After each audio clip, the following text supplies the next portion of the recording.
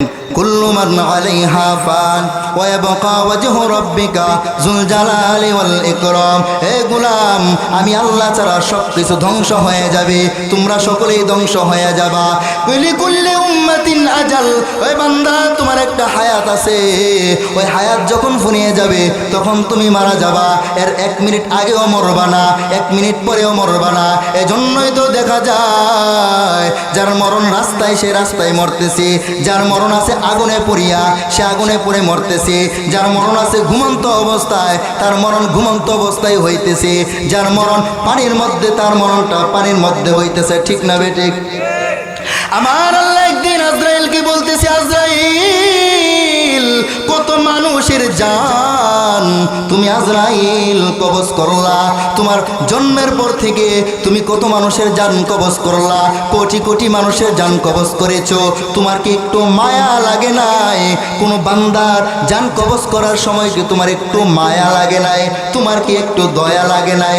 ওগো আজরাইল, যদি কোনো ব্যক্তির জান কবজ করার সময় তোমার মায়া লাইগা থাকে, তোমার ভালোবাসা সৃষ্টি হয়ে থাকে, তোমার যদি কষ্ট লাইগা থাকে, আমাকে জানায় দাও। আজরাইল বলে, ও কাবার মালিক আল্লাহ, তুমি আমাকে হুকুম করছো আমার সৃষ্টির পর থেকে আমি যেন মানুষের জান কবজ করি, এজন্য আমি আমার দায়িত্ব পালন করতেছি। ওগো আমার মালিক আল্লাহ, আমি 2 জন ব্যক্তির জান কবজ করার সময় আমার আজরাইলের খুব কষ্ট লাগছিল, আমার খুব মায়া লাগছিল। যত মানুষের জান কবজ করলাম, কোন মানুষের জান কবজ করার সময় এত দরদ লাগে নাই, এত মায়া লাগে নাই, এত কষ্ট লাগে নাই, এত ভালোবাসা সৃষ্টি হয় নাই। মাত্র 2 জন ব্যক্তির জান কবজ করার সময় আমার আজরাইলের কত কষ্ট লাগছিল। আল্লাহ পাক জানায় দিলেন, ও আজরাইল, কে 2 জন ব্যক্তি জানায়া দাও। হযরত আজরাইল আলাইহিস সালাতু ওয়াস সালাম বলে, ওগো আমার আল্লাহ,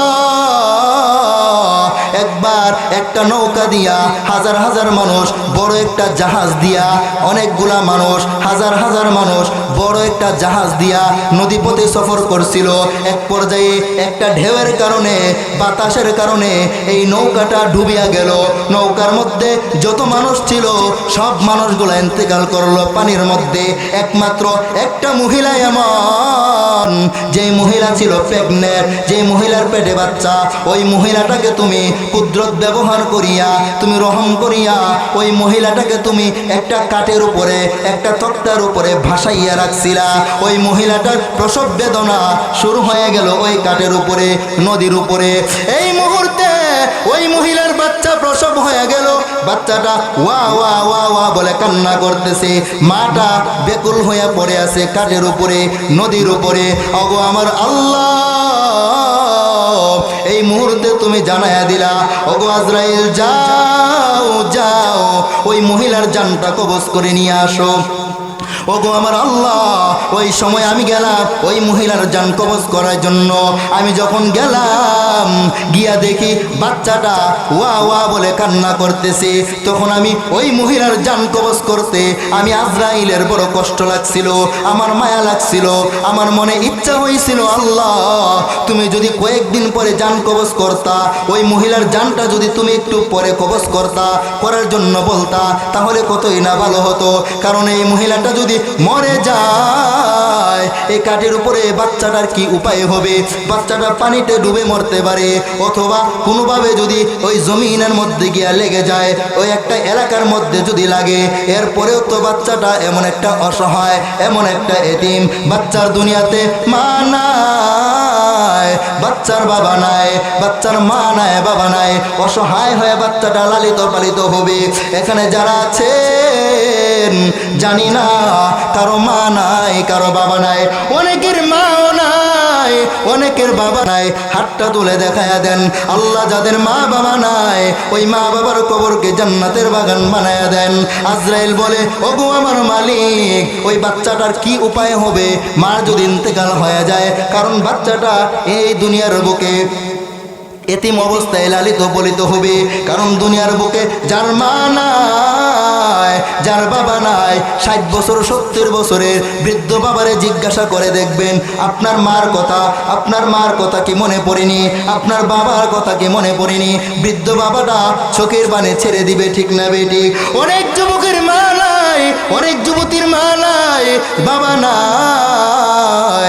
যার মা নাই তার রাতের ঘুমটাও আরামে হয় না, যার বাবা নাই তার ঘুমও আরামে হয় না। কারণ দুনিয়াতে যার মা নাই, যার বাবা নাই, সে জানে মার কত দাম, সে জানে বাবার কত দাম। এই মা বাবা যদি না থাকে, সন্তানটা বড় হয় এতিম অবস্থায় বড় হয়। এই যাদের মা নাই, যাদের বাবা নাই, আমার পয়গম্বরের পক্ষ থেকে আপনার একটা উপাধি হলো ইতিম। আমার আল্লাহ জানা দেন, ফাম্মাল ইয়াতীমা ফালা তাকহার। ওগো নবী মুহাম্মদ, আপনিও তো এতিম, ফাম্মাল ইয়াতীমা ফালা তাকহার। এতিমকে আপনি ধমক দিবেন না, এতিমকে আপনি ধমক দিবেন না। আমাদের সমাজে অনেক বান্দা এমন আছে, এতিমকে প্রহার করে, এতিমকে ধমক দেয়, এটা দেওয়া যাবে না। কারণ যে এতিম, সে জানে মা বাবার কত দাম, মা বাবা ছাড়া ছড়াতে কত কষ্ট, ঘুমাইতেও ভালো লাগে না, খাইতেও ভালো লাগে না, কথা বলতেও ভালো লাগে না, কোনো কিছুতেই ভালো লাগে না। মা বাবা যার নাই, তার হাতে যদি চন্দ্র দাও, সূর্য দাও, এরপরও সে সন্তুষ্ট হবে না। কারণ মার যে কত দাম, বাবার যে কত দাম। যদি আপনাকে জিজ্ঞাসা করি, ডান হাতে সূর্য যদি দেয়, বাম হাতে চন্দ্র যদি দেয়, এরপরে উনি মা বাবার মহব্বত বলতে পারবেন? কেউ বলবেন না, কারণ মা বাবা দামি সম্পদ। এই আমার যুবক, তোমার পা দুটো আগায় দাও, তোমার পায়ে আমি হাত রাইখা বললাম, মা বাবাকে কষ্ট দিবা না, মা বাবাকে তুমি ধমক দিয়া কথা বলবা না। অনেক যুবক আছো, মা বাবাকে প্রহার করে, আসে না নাই? অনেক যুবক মা বাবাকে মারে, মা বাবাকে গালিগালাজ করে, মা বাবাকে কষ্ট দেয়। আমার নবী এতিম, আমার নবী দুনিয়ার মধ্যে আসার আগে নবীর বাবা আব্দুল্লাহ ইন্তেকাল করলেন। নবীর বয়স যখন 6 বছর, ছোট্ট বাচ্চা, তখনও নবীর মা ইন্তেকাল করলেন। হালিমা সাদিয়া রাদিয়াল্লাহু আনহার কাছে আমার আপনার পয়গম্বর লালিত পালিত হইতেছেন। একদিন আমার নবী খেলার ময়দানে, খেলার মাঠে গেল বাচ্চাদের খেলা দেখার জন্য। এই খেলা যখন শেষ হয়ে গেল, আমার আপনার পয়গম্বর বাচ্চাদের খেলা দেখতেছে। সন্ধ্যা যখন হয়ে গেল, বাচ্চাদের মা বাবা ওই কুলে করে নিয়ে আসতেছে, গালে মুখে চুমা দিতেছে। আমার নবী দেখিয়া চোখের পানি ছেড়ে দিয়া আব্বু আব্বু বলে কান্না করে, আম্মু আম্মু বলে কান্না করে।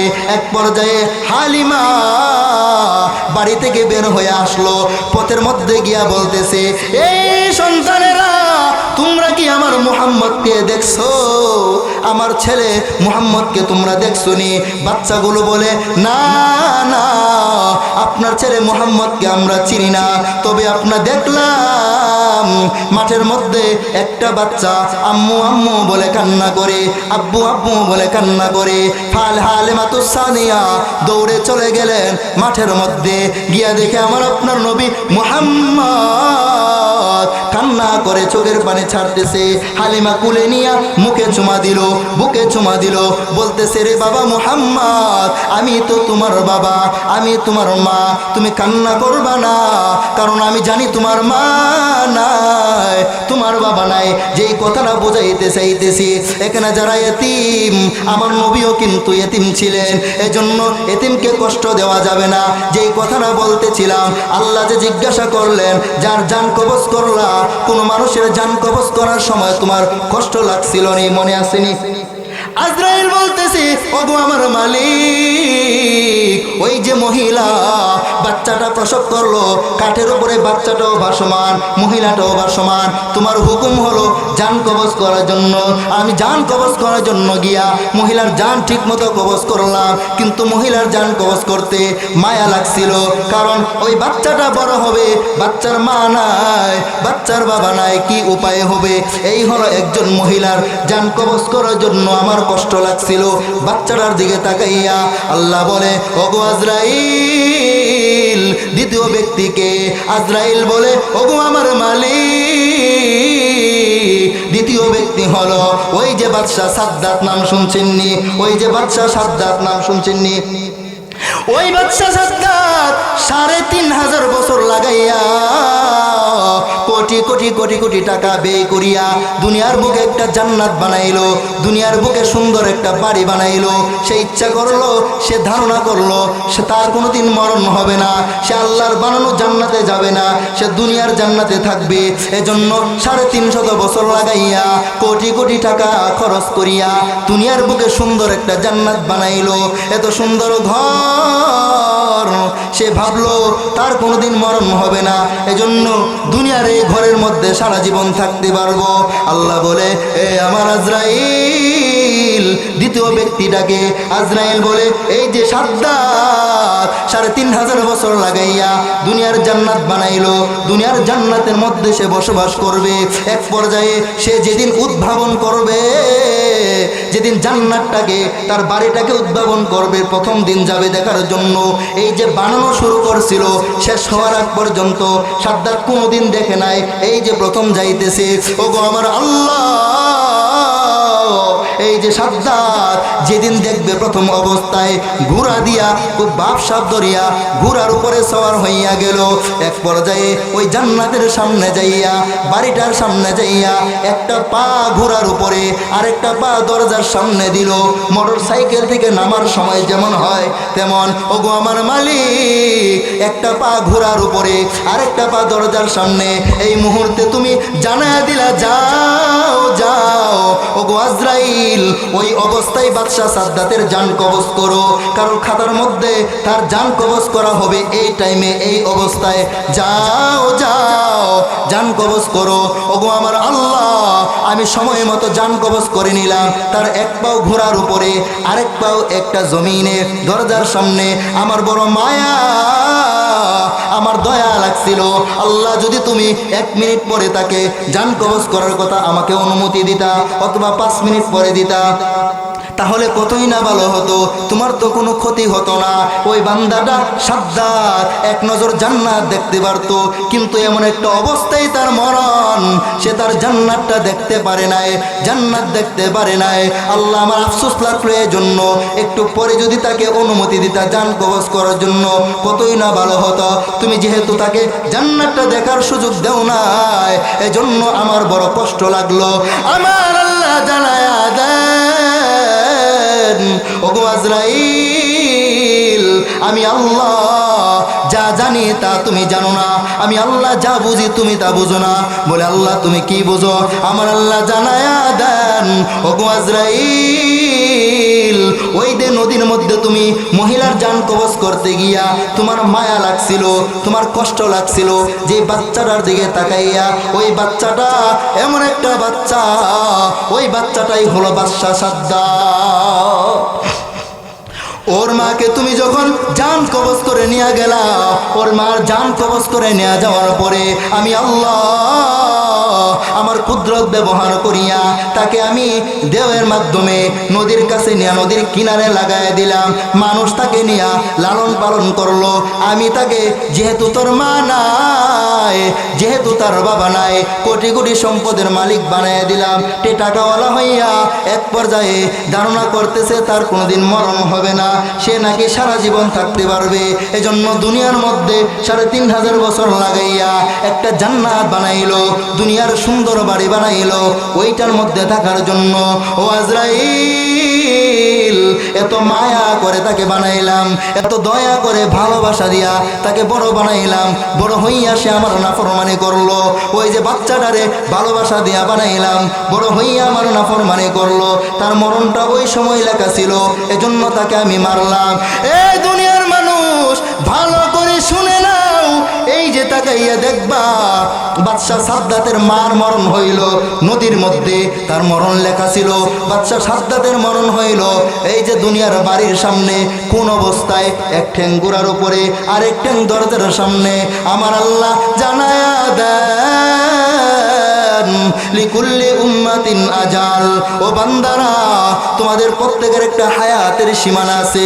কারো 60 বছর, 70 বছর, যার যে হায়াত আছে, হায়াতটা যখন ফুরিয়ে যাবে তখন সাথে সাথে তুমি মারা যাবা।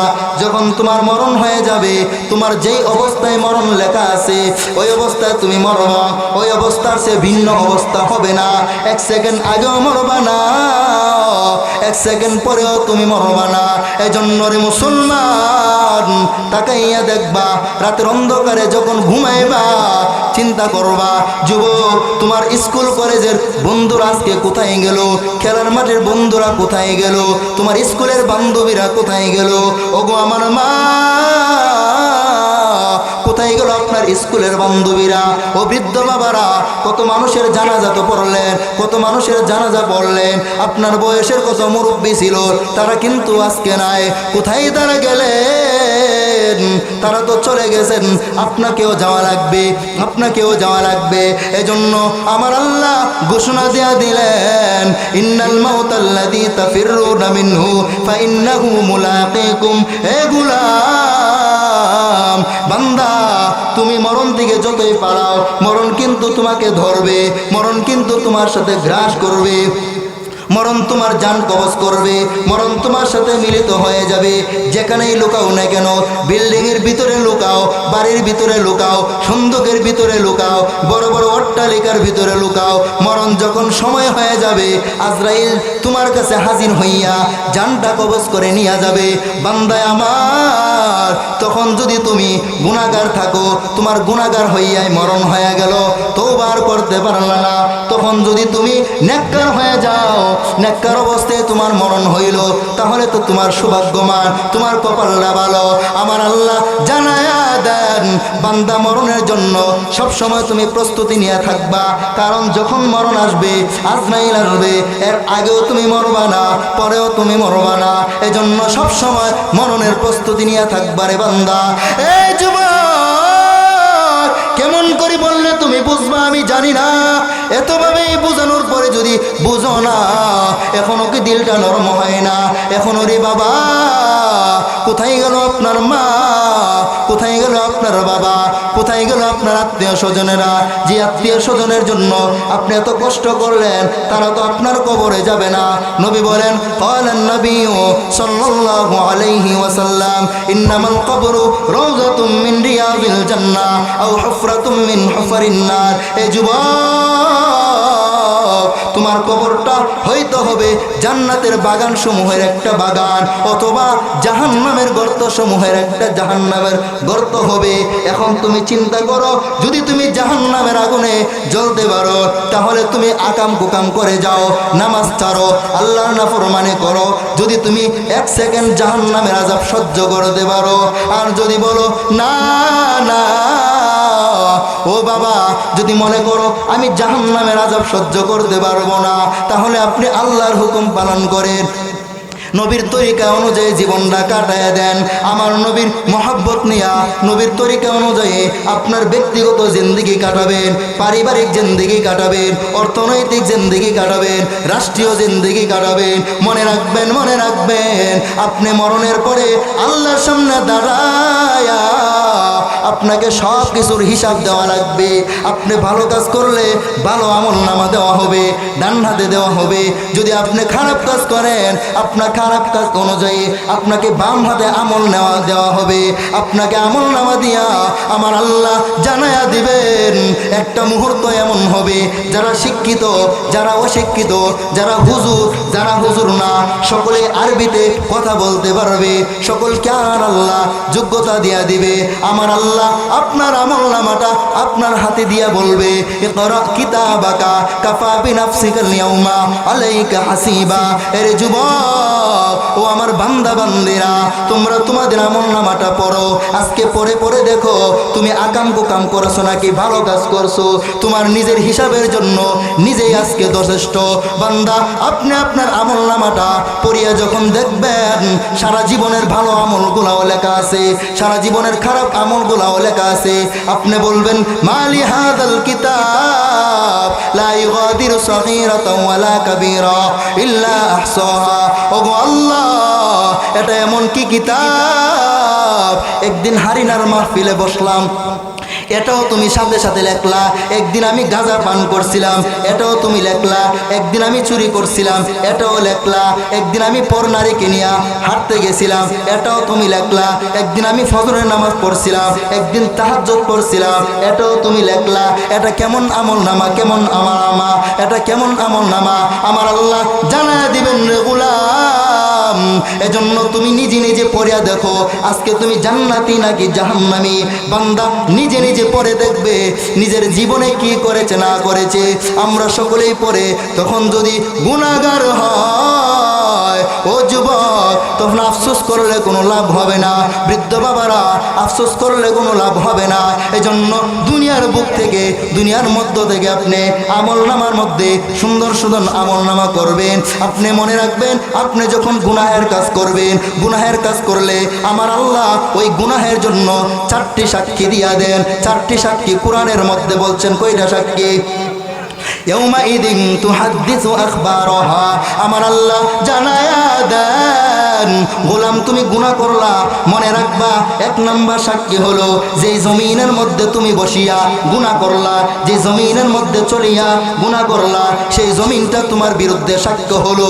2 নাম্বার সাক্ষী হলো ওয়াইদা সুহুফু নুশিরাত, ওই যে আমল নামাটা, ওই আমল নামাটা তোমার জন্য সাক্ষী হয়ে গেল। 2 নাম্বার সাক্ষী, আরে বান্দা কিরামান কাতিবিনা ইয়ালামুনা মা তাফআলুন। যুবক, তুমি ভালো আমল করো অথবা খারাপ আমল করো, তোমার জন্য আল্লাহ ডান কাঁধে একটা ফেরেশতা রাখছে, বাম কাঁধে একটা ফেরেশতা রাখছে। বাম কাঁধের ফেরেশতা খারাপ আমলগুলা লেখে, ডান কাঁধের ফেরেশতা ভালো আমলগুলা লেখে। বান্দা 3 নাম্বার সাক্ষী হলো, 3 নাম্বার সাক্ষী তোমার ফেরেশতা দয়, তারা তোমার ভালো আমল খারাপ আমল লিখবে। 4 নাম্বার সাক্ষী হলো তোমার আমার অঙ্গ প্রত্যঙ্গ। আল ইয়াউমা নাখতিমু আলা আফওয়াহিহিম ওয়া তুকাল্লিমুনা আইদিহিম ওয়া তাশহাদু আরজুলুহুম বিমা কানু ইয়াকসিবুন। আমার আল্লাহ জানায়া দেন, এ গোলাম, তুমি যত আকাম কুকাম করো এর জন্য 4র্থ নাম্বার যে সাক্ষী, এই সাক্ষী হলো তোমার হাত, তোমার পাও, তোমার অঙ্গ প্রত্যঙ্গ। তোমার অঙ্গ প্রত্যঙ্গ হাসরের ময়দানে সাক্ষ্য দিবে। এজন্য রে যুবক, রাতের অন্ধকারে যখন তুমি গুনাহ করো, যখন দিনের আলোতে গুনাহ করো, মনে রাখবা গুনাহের জন্য 4টি সাক্ষী আল্লাহ ফিট করে দিলেন। এই চিন্তা অন্তরে ঢুকাইয়া জিন্দেগি কাটাইবা, দেখবা কোনো গুনাহ হবে না। এই যুবক, মনে রাখবা তোমার জিন্দেগিটাকে এমন জিন্দেগি বানাও, রাস্তা দিয়া যখন চলবা মানুষ যেন তোমার প্রশংসা করে। তুমি যখন মরে যাবা মানুষ যেন তোমার জন্য কান্না করে। তোমার বন্ধু এমন বন্ধু বানাও যেই বন্ধু নামাজি, যার সাথে চলে তুমি নামাজি হতে পারবা, যে মুরব্বীরা তোমার প্রশংসা করবে। তোমার জিন্দেগি এমন জিন্দেগি বানাবা না, যেই জিন্দেগি বানানোর কারণে রাস্তা দিয়ে চলবা, তোমার পেছনে পেছনে মানুষ গাঁজাখোর বলে ডাকবে, ইয়াবাখোর বলে ডাকবে, মদখোর বলে ডাকবে, মা বাবার অবাধ্য সন্তান বলে ডাকবে, ইমামের সাথে বিয়াদবকারী বলবে, মুরব্বির সাথে বিয়াদবকারী বলবে। এজন্য তোমার জিন্দেগিটাকে সুন্দর জিন্দেগি বানাও। তোমার মরণের পরে যেন তোমার জন্য এলাকাবাসী সারা দুনিয়া কান্না করে।